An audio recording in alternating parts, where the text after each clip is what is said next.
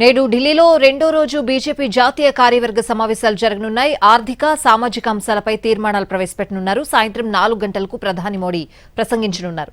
ఇవాళ జరగబోయే బీజేపీ జాతీయ కార్యవర్గ సమావేశంలో తెలంగాణ, రాజస్థాన్, ఛత్తీస్గఢ్, మధ్యప్రదేశ్, మిజోరాం బీజేపీ రాష్ట్ర ఎన్నికల అధ్యక్షులు తమ రాష్ట్రాల నివేదికలను సమర్పించనున్నారు. తొలి రోజైన నిన్న కర్ణాటక, త్రిపుర, నాగాలాండ్, మేఘాలయ బీజేపీ రాష్ట్ర ఎన్నికల అధ్యక్షులు తమ రాష్ట్రాల నివేదికలను సమర్పించారు.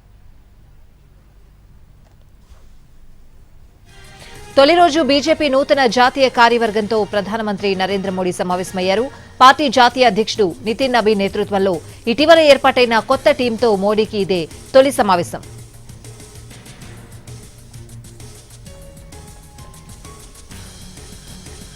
నేడు ఢిల్లీలో రెండో రోజు బీజేపీ జాతీయ కార్యవర్గ సమావేశాలు జరగనున్నాయి. పలు అంశాలపై ఈ తీర్మానాలు కూడా ప్రవేశపెట్టబోతున్నారు. పూర్తి అప్డేట్స్ అడిగి తెలుసుకుందాం. మా ప్రతినిధి ప్రసాద్ ఢిల్లీ నుంచి లైవ్ లో సిద్ధంగా ఉన్నారు. ప్రసాద్, నిన్న బీజేపీ ప్రధాన కార్యాలయంలో జాతీయ కార్యవర్గంతో సహా పాటు రాష్ట్రాల అధ్యక్షులు, ఇన్ఛార్జీలు కూడా విడివిడిగా సమావేశమయ్యారు. అదేవిధంగా సంయుక్తంగా కూడా సమావేశమయ్యారు. నిన్న జాతీయ కార్యవర్గ సమావేశంతో ముగిసిపోయాయి. అయితే ఈ రోజు రెండో రోజు కూడా అన్ని రాష్ట్రాల అధ్యక్షులు, ఇన్ఛార్జీలు మరొకసారి సమావేశమయ్యారు. ఈ సమావేశం బీజేపీ జాతీయ అధ్యక్షుడు నితిన్ అధ్యక్షతన జరుగుతుంది. ఈ సమావేశంలో ప్రధానంగా నిన్న కూడా జరిగింది, ఇదే అంశంపై చర్చ జరిగింది.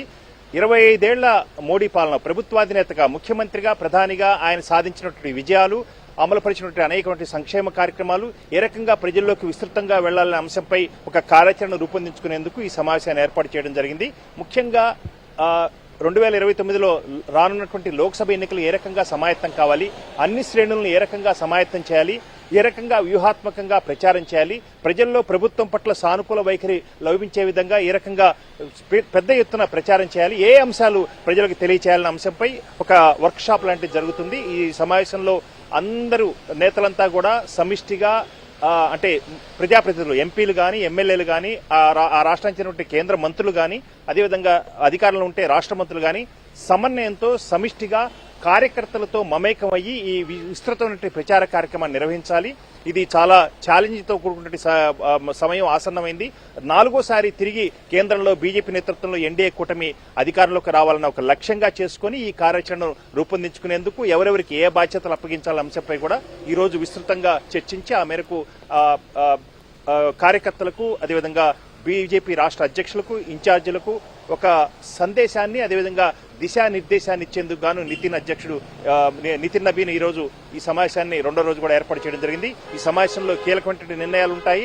అదేవిధంగా విస్తృతంగా గ్రామాల్లో అన్ని రాష్ట్రాల్లో కూడా పెద్ద ఎత్తున ప్రచారం చేసేందుకు గాను ఒక బృహత్తర కార్యాచరణను రూపొందించుకునేందుకు బీజేపీ ఈ కార్యక్రమాన్ని నిర్వహిస్తుంది.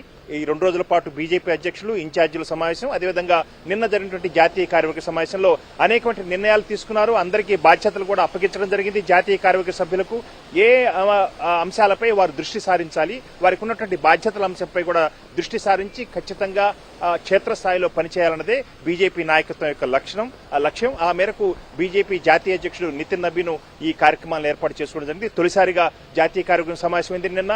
ఈ రోజు రెండో రోజు బీజేపీ రాష్ట్ర అధ్యక్షులు, ఇన్ఛార్జీలు సమావేశమయ్యారు. ఒక బృహత్తర కార్యాచరణ, విస్తృతమైన ప్రచారంలో ప్రజల్లోకి వెళ్లేందుకు బీజేపీ సమాయత్తం అవుతుంది. Right Prasad, thanks for the updates.